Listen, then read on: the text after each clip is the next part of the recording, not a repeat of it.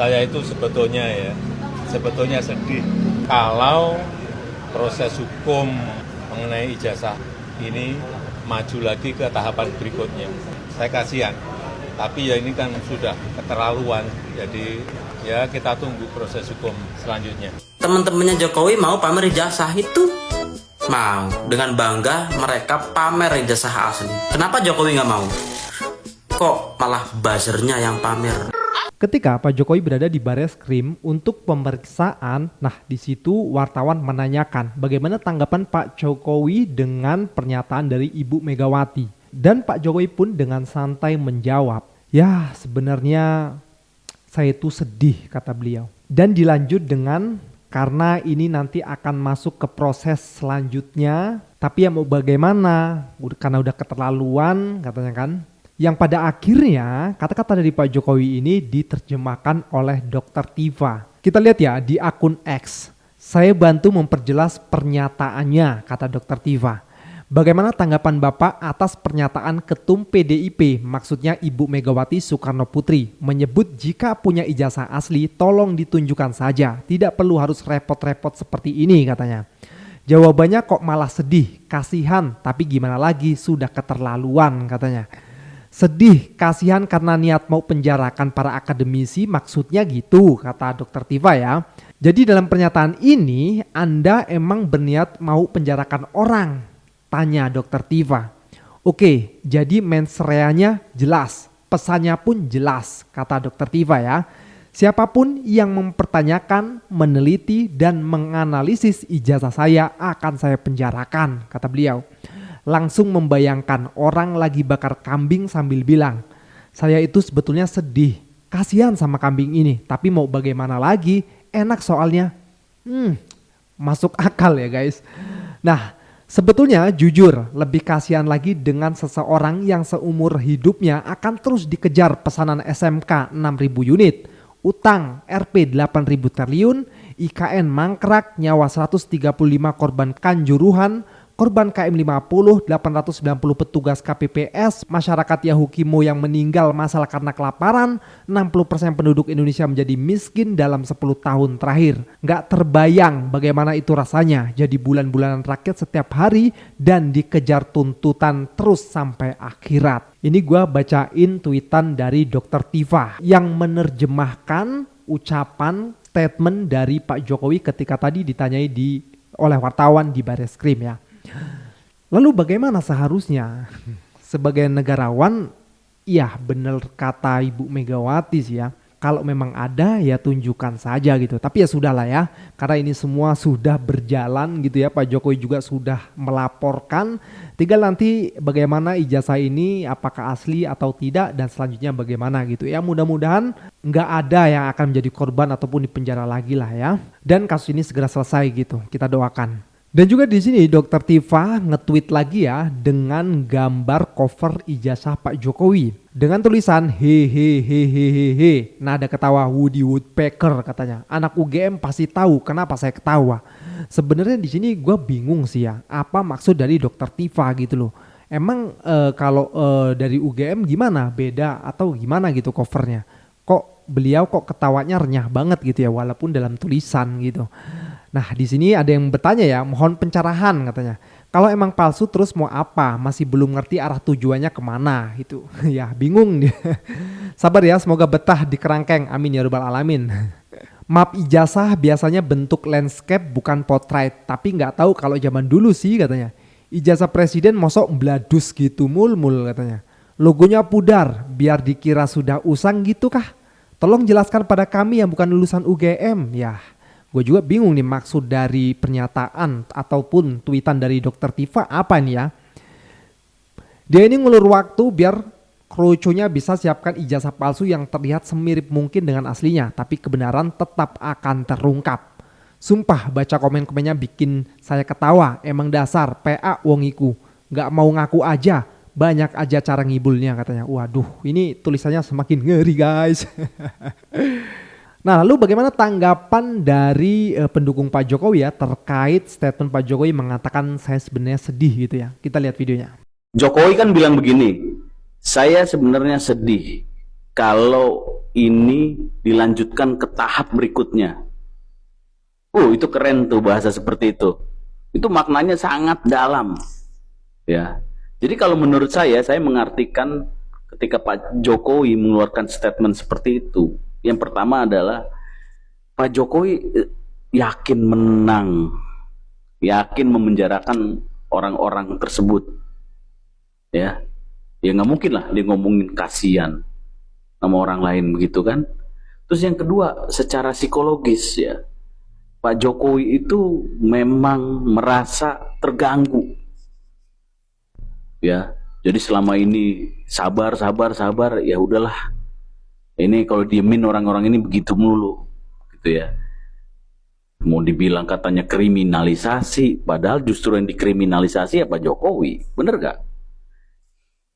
Jadi hati-hati tuh, si Tifa, si Roy Panci, si siapa lagi yang terlapor-lapor tuh, si Roy siapa? Si Roy Sianipar ya kan, hati-hati itu.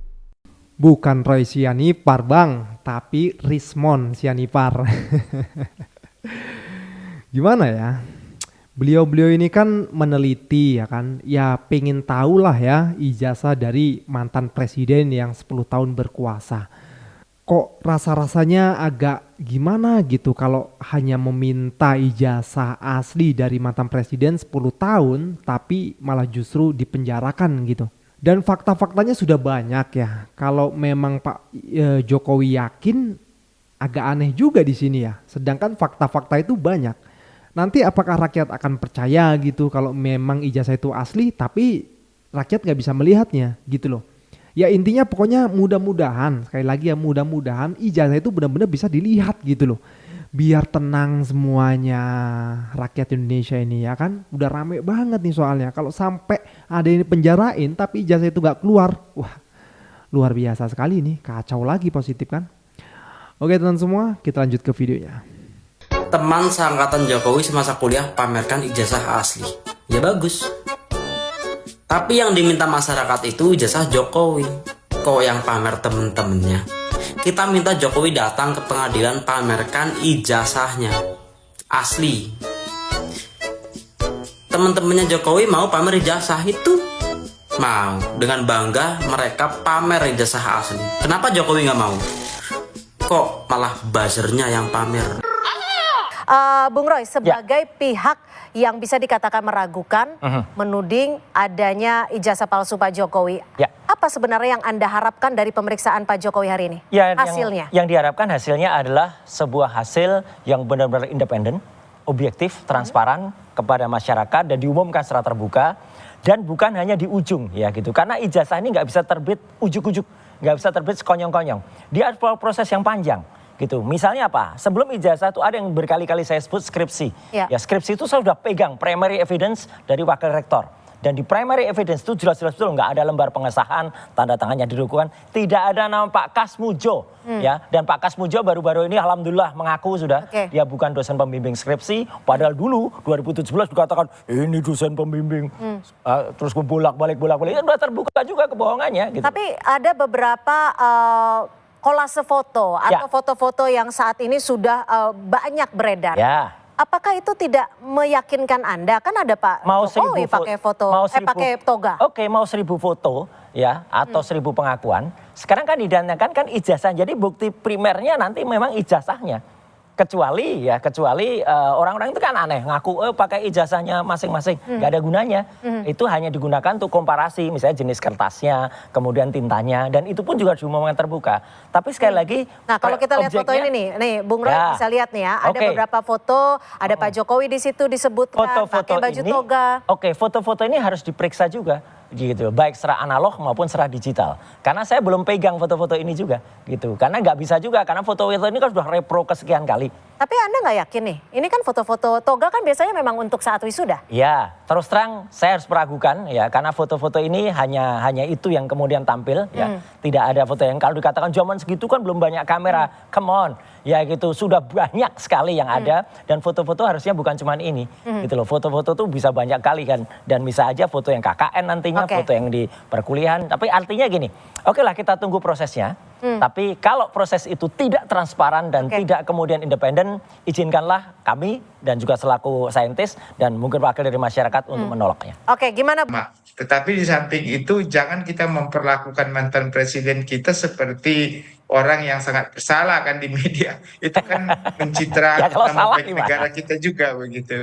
Gimana, Bung Roy? Secara material prosedurnya tetap kita jalankan. Saya nggak mau. Itu tidak ada masalah. Kalau kita tidak percaya terhadap ketentuan hukum yang berlaku di Indonesia, sah-sah saja. Tetapi terkait dengan pembuktian, kita serahkan kepada pihak yang paling berwajib. Kalau pihak berwajib kita tidak percaya lagi, saya khawatir nanti saya kira ada course examination yang kita bisa lakukan.